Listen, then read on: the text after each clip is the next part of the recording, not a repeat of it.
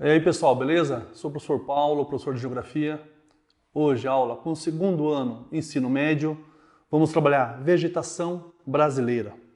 Então nessa aula veremos fatores relacionados à formação da vegetação, formação vegetais no Brasil, biomas brasileiros, domínios morfoclimáticos.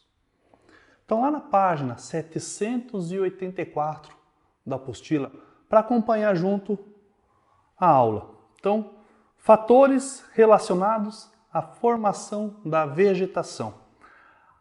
A formação vegetal relaciona-se a diversos fatores. Quais são esses fatores? Então tem lá umidade, influência da temperatura, influência dos ventos, da luz, do calor ali e do solo.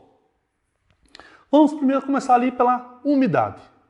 Então, tipos de vegetação em virtude da umidade. Então, vegetação de higrófilas, que são adaptadas à grande umidade. Aquela Vitória Regis, do lugar alagado. Vegetação xerófilas, que são adaptadas à aridez, os cactos, solo árido. E a vegetação de tropófilas, que são vegetações onde ela varia a parte úmida, a parte seca, chuvosa, então ela fica entre as estações bem definidas. São plantas características que perdem suas folhas dependendo da estação seca ou fria. A influência da temperatura. Então ali a gente tem um mapinha de climas sazonais. Então temos ali, boa parte do nosso território está numa zona intertropical. Então boa parte do nosso território são ali de climas tropicais. Tirando a parte do sul do país ali, e ali a parte norte ali que é clima equatorial, ou do sul, clima temperado ou subtropical. Então vamos ali, para acompanhar na página 785, a influência da temperatura. A temperatura é um fator importante na distribuição das espécies vegetais. Cada região apresenta uma temperatura diferente, sendo que a maior biodiversidade do planeta se encontra na zona tropical. Além das regiões quentes, existem plantas que sobrevivem também nas regiões até... aqui na apostila está como se fosse até menos 40 graus, mas já tem estudos comprovados que teve plantas que aguentou até menos 60 graus. As formações vegetais se relacionam diretamente aos tipos climáticos. Então o Brasil ele se destaca nessa parte da biodiversidade, na parte da vegetação, pela extensão do seu território. Boa parte do seu território fica nas zonas intertropicais, entre os trópicos. Então a influência dos ventos. Então a influência dos ventos tem a parte positiva e a parte negativa. Qual a parte positiva da influência nos ventos na vegetação? É a dispersão das espécies. Então acaba levando, através do vento, as sementinhas para outras áreas. Então acaba semeando em outras áreas. Também o transporte e a dispersão de poluentes. Então o vento ele acaba mandando esses poluentes para longe dessas vegetações. Claro, não todo o caso, boa parte. Mas tem a parte negativa. Qual a parte negativa? Quando é muito intenso, independe do crescimento das plantas, sobretudo das mudas, plantas em crescimento. E tem mais um ali que é negativo. Incidência de ventos muito fortes sobre a copa das árvores. Então acaba quebrando essas copas com o vento muito forte. Influência da luz. Então as plantas elas precisam da luz para ter o desenvolvimento. Então vocês vão poder depois, um pouquinho mais para frente a gente vai ver ali que algumas plantas elas acabam crescendo, com os troncos um pouco retorcidos, em busca dessa luz. Uma mata quando é muito densa, Geralmente a vegetação é muito alta, porque as árvores elas vão crescendo em busca de claridade. Então, elas precisam de luz. Então, vamos acompanhar no texto. Quase todas as plantas necessitam de luz, que é indispensável para a formação da clorofila, conjunto de pigmentos, onde deixa a planta com aquela coloração verde. Longe da luz, os vegetais perdem essa cor, ocasionando sua morte. Além de ser o fator determinante do clima, a luz do sol, usada diretamente pelas plantas verdes na síntese de compostos orgânicos, é praticamente a única fonte de toda a energia que circula por meio dos organismos em ecossistemas. Então a planta ela precisa da luz. A influência do solo. Então a influência do solo também ela vai demonstrar muito como que tem o crescimento da planta. Um solo pobre, solo muito arenoso, um solo que segura muita água, tem um tipo de vegetação. O solo é a camada superficial da crosta terrestre, com vida microbiana, onde fixam e vivem as plantas. Estão relacionadas à distribuição das espécies, que depende de tipos de solo. Há fatores que interferem na presença da vegetação e de animais em determinadas áreas. A porosidade, a captação ali, como você já falou, derreter a água, ou ser um solo muito pobre, então vai ter uma vegetação um pouco mais rasteira, um solo mais profundo, uma vegetação mais densa, uma vegetação mais firme. Formações vegetais no Brasil. Então a gente tem 4 grandes formações vegetais. Podem acompanhar lá na página 786. São as florestas, as complexas, as herbáceas e as litorâneas. As florestas. Então temos ali florestas latifoliadas, equatorial, florestas latifoliada tropical, mata atlântica, mata dos cocais e as florestas subtropical. As complexas, cerrado, caatinga e pantanal. As herbáceas são os campos. Os campos se encontram ali apenas os pampas gaúcho, bem ao sul do nosso território. E as litorâneas, mangues e dunas. Vocês do segundo ano conhecem bem essa parte da litorânea. A maioria foi com o professor até o mangue. Então já conhece esse tipo de vegetação. No Brasil, devido à grande biodiversidade, apresenta diferentes propostas de classificação de vegetação. Então os biomas brasileiros.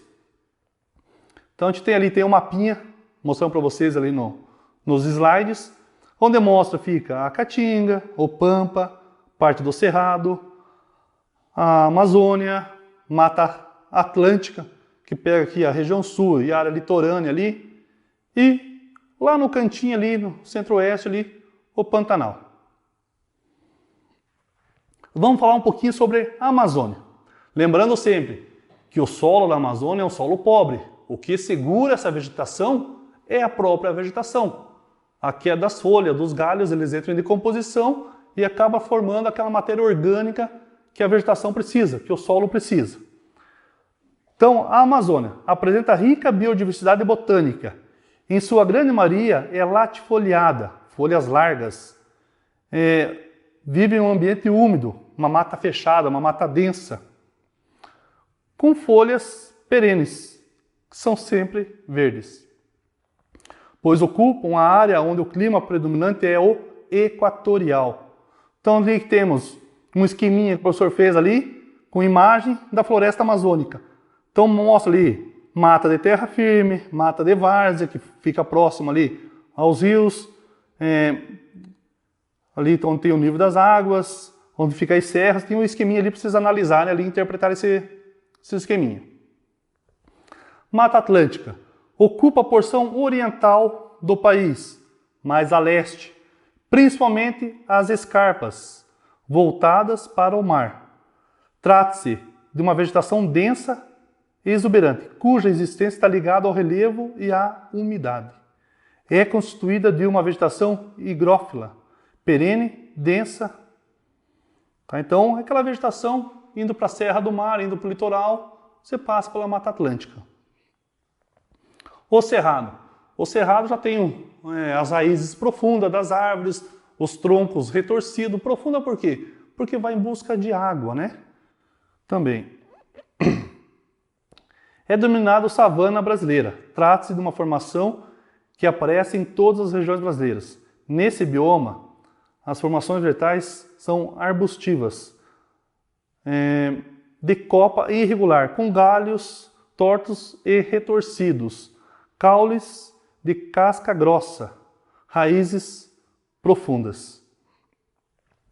O bioma ocupa áreas de solo ácido, pobre em nutrientes. Por isso, então, ele tem aquelas raízes profundas, para buscar esse nutriente. Quanto mais fundo, melhor. Parte da caatinga. Então, ali tem forte presença de arbustos, com galhos retorcidos e com raízes também profundas. É uma área muito seca. Presença de cactos.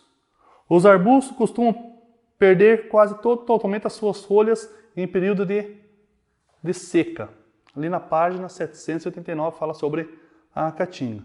Então também tem, as raízes são profundas, boa parte da sua vegetação são de cactos, pequenos arbustos espalhados e suas folhas caem, né, no período de seca.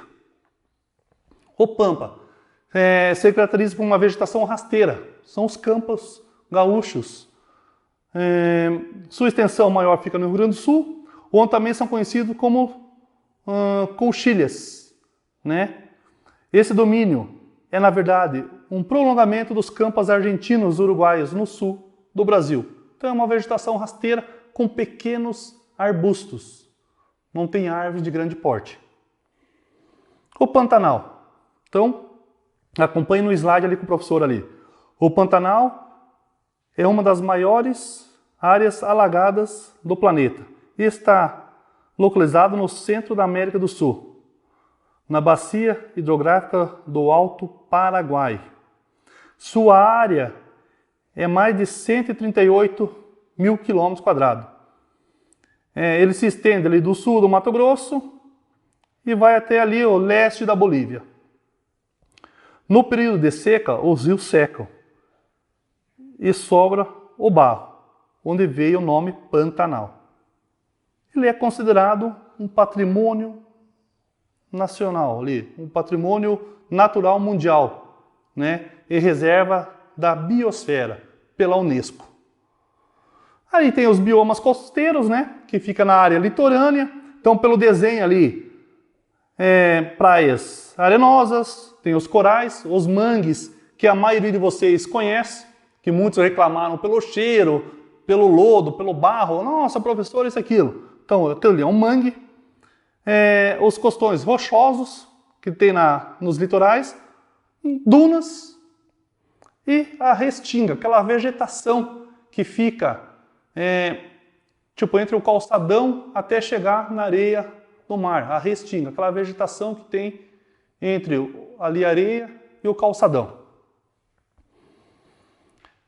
Aí por último ali temos os domínios morfoclimáticos, né, que quem lembra aquela aula de climas do Aziz Absaber, né, que ele interfere ali no clima pelos morfoclimáticos, né, pelos domínios morfoclimáticos.